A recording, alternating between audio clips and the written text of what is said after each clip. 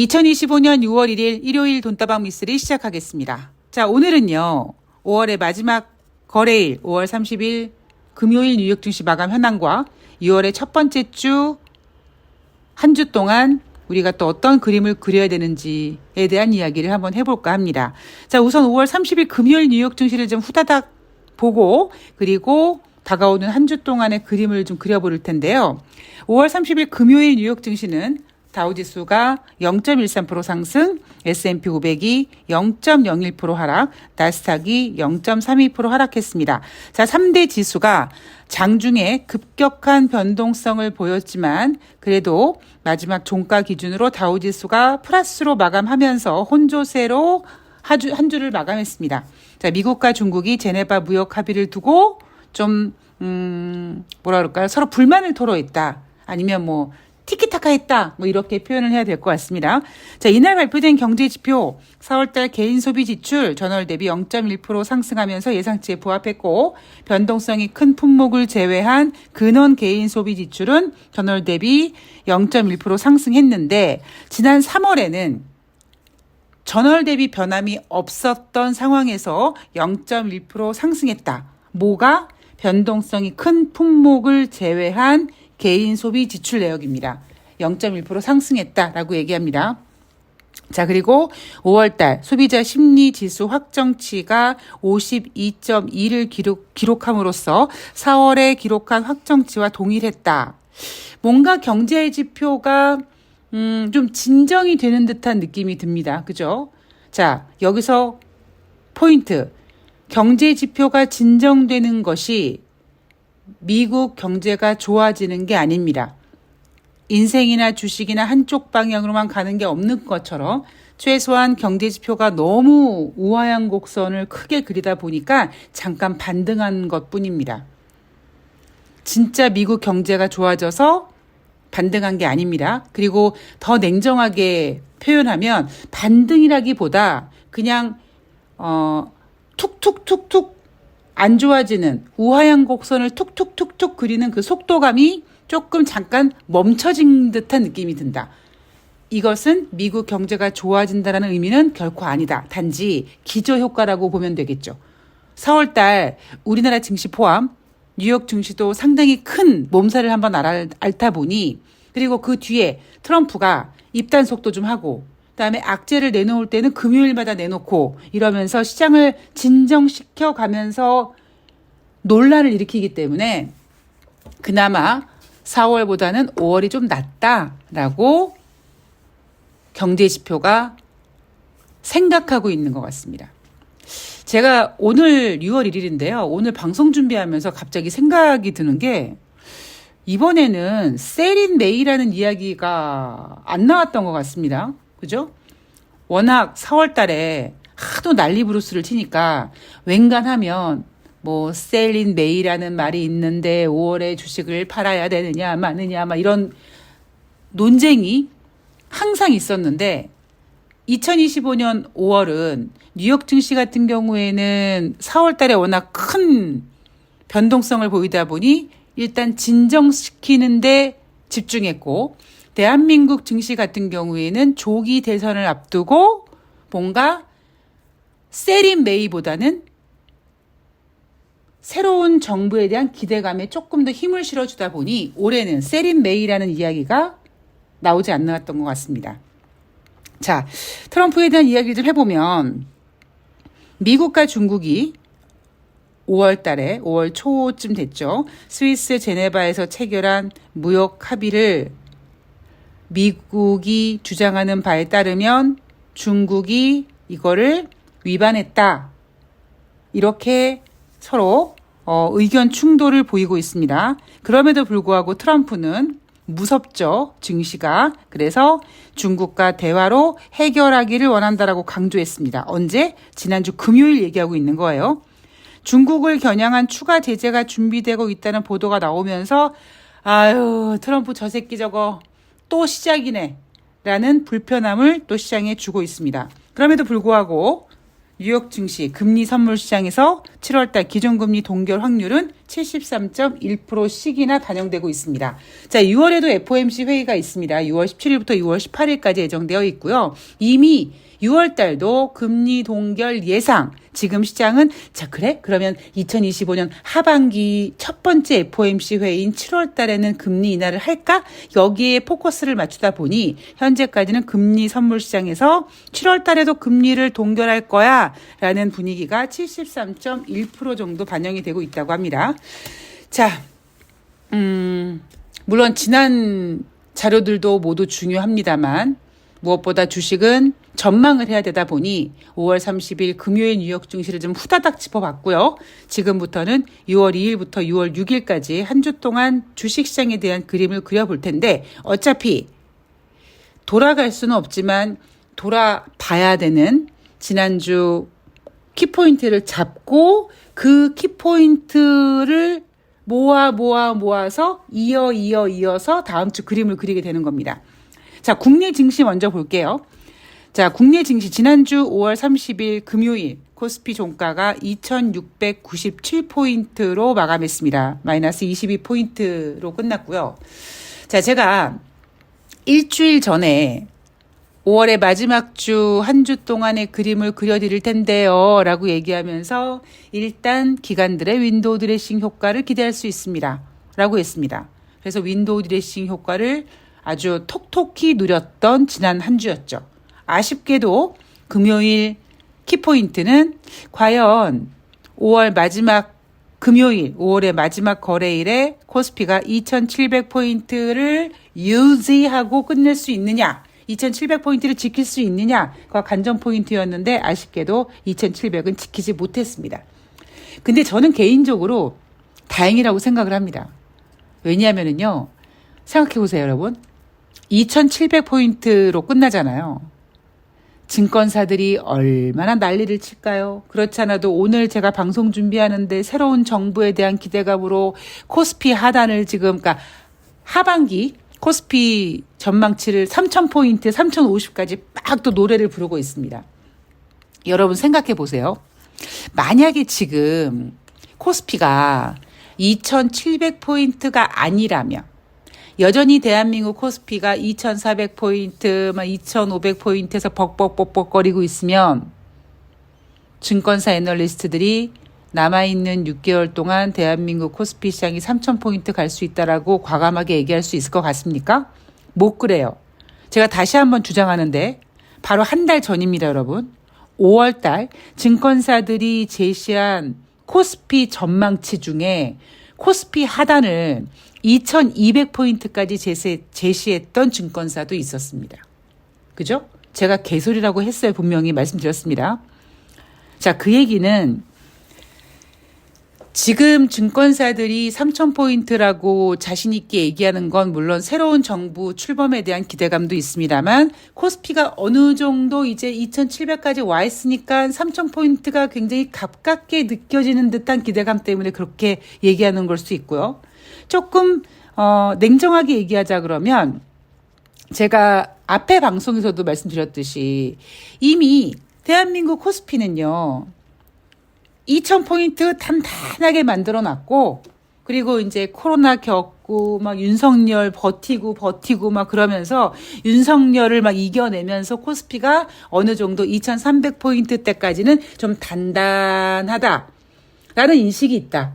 그 상태에서 이미 조기 대선이 윤석열 탄핵당한 다음에 60일 내로 치러져야 되고 누가 봐도 이재명 후보가 대통령이 될 가능성이 높다 보니 이미 반영되어 있는 부분이 많습니다.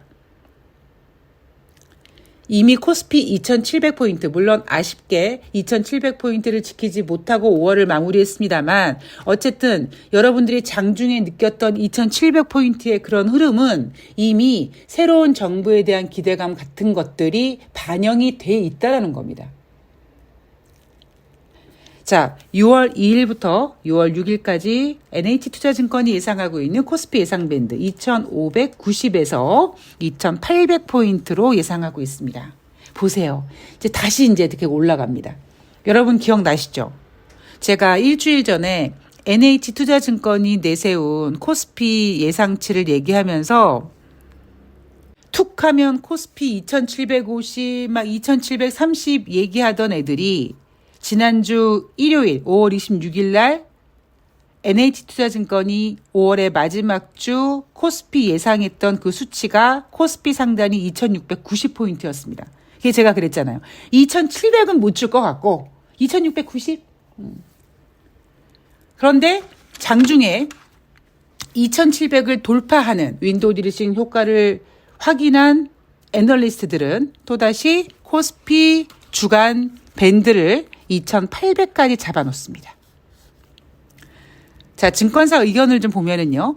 삼성증권은 한국은행의 기준금리 인하 그리고 6월달 이후의 증시 부양 기대감으로 주식시장을 좀 긍정적으로 보고 있고요.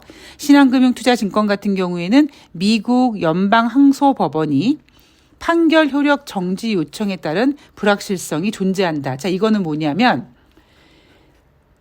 이 미국 항소법원이 트럼프의 관세 전쟁이라고 좀 얘기가 있으니까 관세 정책에 대해서 그냥 트럼프 손을 들어줬잖아요. 따라서 트럼프의 관세 전쟁에 대한 이슈가 또 꿀렁꿀렁 할 거기 때문에 거기에 대한 불확실성이 존재한다라고 보고 있고요. NH투자증권 같은 경우에는 신정부 정책으로 인한 주가 상승으로 인한 차익 실현 매물 출회 가능하다. 아까 제가 말씀드렸던 것처럼 윈도우 드레싱 효과와 함께 다가오는 한 주에 대통령 선거가 있고 지난주 사전 투표가 있다 보니 기관들의 윈도우 드레싱 효과와 함께 2000포인트 약간 손맛을 좀 미리 본 거고요. 그렇게 올라갔기 때문에 거기에 대한 차익 실현이 나올 수 있다는 겁니다. 제가 앞에 방송부터 계속 강조하고 있죠. 대한민국 코스피 시장 코로나 전까지는 2000포인트가 굉장히 단단했었는데 코로나가 터지고 2000이 깨지고 3000까지 갔다가 그 이후에 윤석열 정부를 겪어내면서 코스피는 2300포인트까지는 일단 단단한 모습이다. 그러면 2300포인트가 단단한 바닥권이니 그 조금만 더 올라가 볼까? 그래서 2400, 2500 정도에서 움직였었는데 지난주에 갑자기 유후 하고 2700을 맛봅니다. 뭔가 좀 빨리 움직였습니다. 그게 주식의 특성이에요. NH투자증권은 따라서 차익 실현 매물 출회 가능하다고 보고 있고요. 대신증권은 자 트럼프의 관세 정책은 유효하긴 하지만 트럼프의 관세 정책에 대한 강도는 약화될 것이다. 자 트럼프가 또 그냥 주둥이 가지고 가만히 안 있고 그냥 난리 부르스를 치는데 처음에는 어이구 무서워 했던 우리들이 아유 저거 또 지랄하네. 그렇게 이제 약간 담담해질 것이다 라고 보고 있고요. 현대차증권은 민주당이든 아니면 국민의힘이든 모두 내수가 극도로 부진한 상황에서 추경을 기대하고 있기 때문에 내수 부양 기대감으로 주식시장을 긍정적으로 보고 있다고 합니다. 그리고 상상인 증권 같은 경우에는 항소법원이 트럼프 행정부의 요청을 받아들여서 다시 관세 리스크가 커질 것이다 라고 보면서 대신증권이랑은 조금 의견이 상반되어 있는 것 같습니다. 자, 우리가 이렇게 6월 1일부터 6월 6일까지 대한민국 주식시장에 대한 이야기를 해봤는데요. 다가오는 한 주는 일단 6월 3일 화요일 대한민국 대선 대통령 선거로 인한 주식시장 휴장이고요. 그리고 6월 6일 현충일 금요일 따라서 일주일 5거래일 중에 이틀이 휴장입니다. 그러니까 실질적으로 거래되는 게 3일밖에 안 되죠. 자, 그러면 뉴욕 증시를 확인하고 대한민국 주식시장에 대한 마무리를 한번 해볼까 합니다. 자, 지난주 금요일 뉴욕 증시는 혼조세로 마감을 했다라고 잠시 전에 오늘 방송 초반에 말씀을 드렸습니다.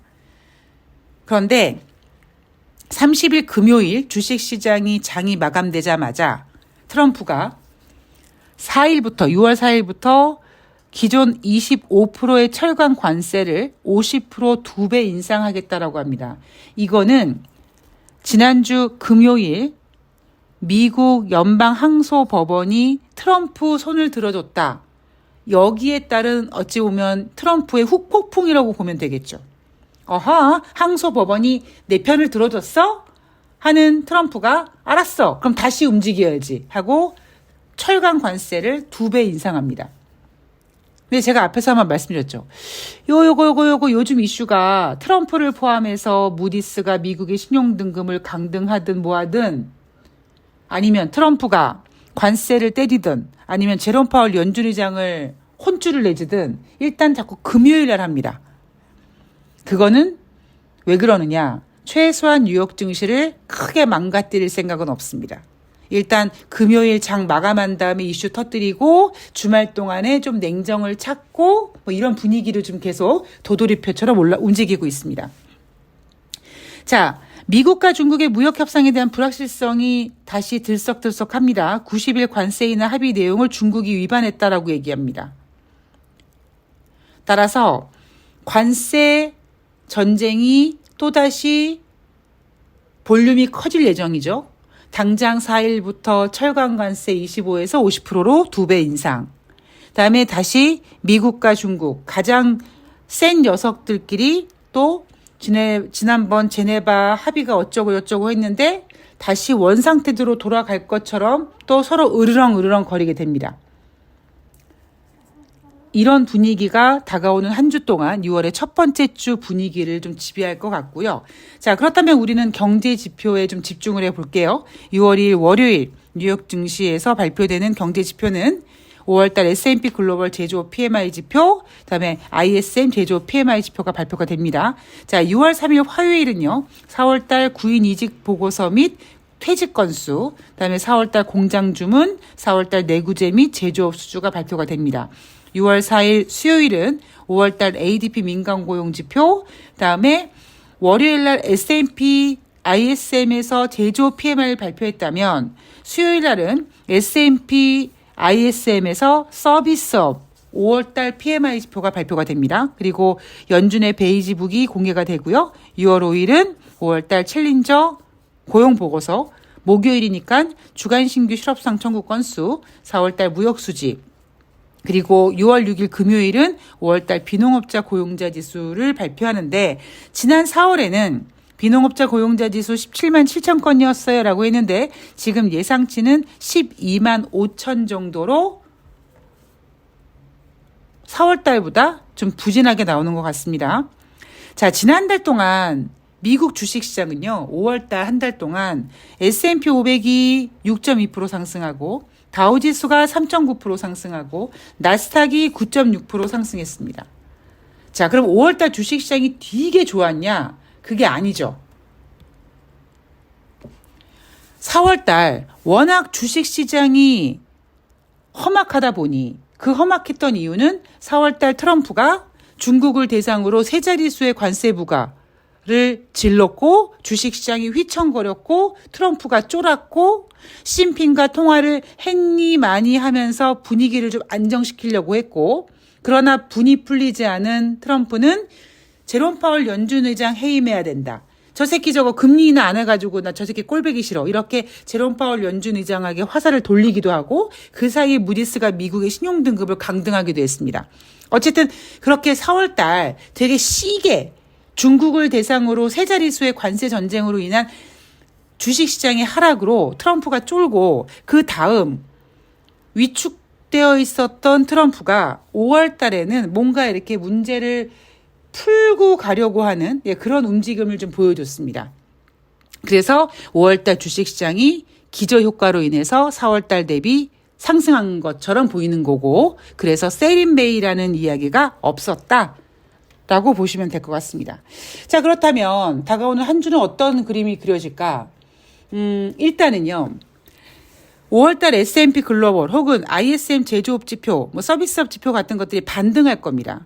왜냐하면 이것도 마찬가지로 기저효과일 거예요.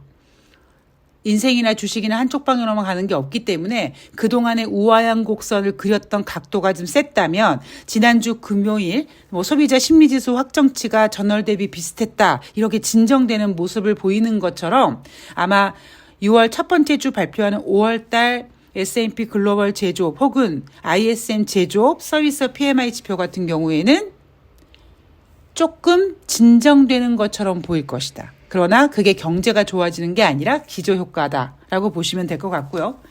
다가오는 한 주 동안은 또다시 트럼프가 이제 궁뎅이를 들썩들썩 할 거고요. 뉴욕 증시는 저 새끼 또 저지랄 한다라고 뭐라 그럴까, 강도가 약화될 것은 맞는 말이지만 그래도 피곤은 피곤입니다. 피로감은 느낄 수 있는 거죠. 그죠?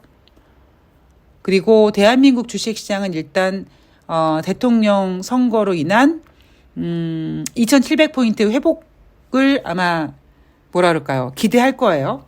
그러나 지난주 기관들의 윈도우 드레싱 효과 때문에 올라간 부분도 있고 이미 대선이 어느 정도 반영된 부분도 있고 그래서 크게 올라가진 못할 것이다. 그리고 무엇보다 지금 철강 같은 경우는 대한민국이 일단 두들겨 맞을 가능성이 높다 보니 대한민국 주식시장은 다가오는 한 주 동안은 지난주보다는 조금 피곤한 한 주가 되지 않을까 싶습니다.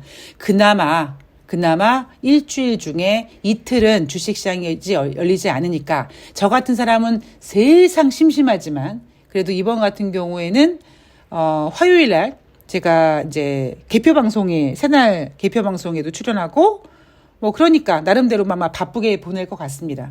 그리고 새로운 대통령을 맞이하기 위해서 주식시장 까짓건 하루 한 쉬면 어떻겠습니까? 그죠? 하루 정도는 새로운 대통령을 맞기 위해서 쉬어도 괜찮다라는 것이 제 생각입니다. 자, 2025년 6월에 이제 첫 주가 시작이 됩니다. 5월 달 분위기가 그렇게 나쁘지 않았어요. 마지막 주 같은 경우에는 2700포인트도 어느 정도 우리가 손맛을 봤습니다. 그러나 여전히 흥분 모드 금지령입니다. 새로운 정부 출범물에 대한 기대감은 이미 2700포인트 코스닥 찍으면서 반영이 됐고요. 제가 앞에서 한번 자주 언급했던 멘트가 있죠. 대한민국 주식시장 참 불쌍하다. 다른 나라 주식시장 막 올라갈 때 우리는 윤석열 때문에 못 가고 있다가 이제 우리는 막 갈 수 있는데 다른 나라 주식시장이 이제 고점 부담을 이제 찍고 고점에 대한 우려를 찍고 경기 둔화에 대한 힘듦을 겪어가는 차에 우리나라 혼자서 막 달려갈 수 있느냐. 그거는 쉽지 않다. 단지 그래도 위로가 될 수 있는 얘기는 2300포인트가 단단한 바닥이고 그 이상에서 좀 놀기 위해서 2500 이상 정도에서는 해볼 만하다. 그렇기 때문에 다가오는 한 주 동안에 2700포인트 또 트라이 할 겁니다. 그러나 섣부르게 3000포인트 이거는 좀 무리가 아닐까 싶습니다. 이재명 후보가 5000포인트 얘기한 거는요. 임기예요. 5000포인트 찍는다고 당장 다가오는 6개월 동안에 3000포인트를 가는 게 뭐가 의미가 있겠습니까? 그리고 매번 말씀드리지만 3000포인트 찍는다고 그 3000포인트가 단단해지겠습니까? 2000포인트를 단단하게 만드는 그 기간이 꽤 길었던 것처럼 정말 대한민국 코스피가 3000포인트가 이제 바닥이야 라는 생각을 하게끔 만들기 위해서는요. 굉장히 많이 단단해질 이슈가 필요합니다. 항상 주식시장은 냉정하게 보고 매매는 잘 하시길 바랍니다. 자, 저는 오늘 방송은 여기서 마치고요. 6월 2일 월요일 방송은 쉬고 6월 3일 대통령 선거일 제가 새날 방송 개표 방송 가기 전에 월요일 뉴욕 증시 마감 현황 여러분들께 전해드리고 개표 방송 달려가도록 하겠습니다.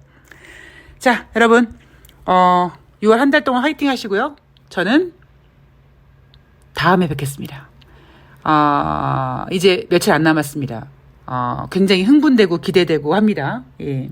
그러나 끝까지 그리고 저는 개인적으로 이재명 후보가 대통령이 된 다음에도 항상 조심해야 되고 더 지켜줘야 된다고 생각을 합니다. 좋은 건 좋은 거지만 항상 조심조심 그리고 열렬한 응원과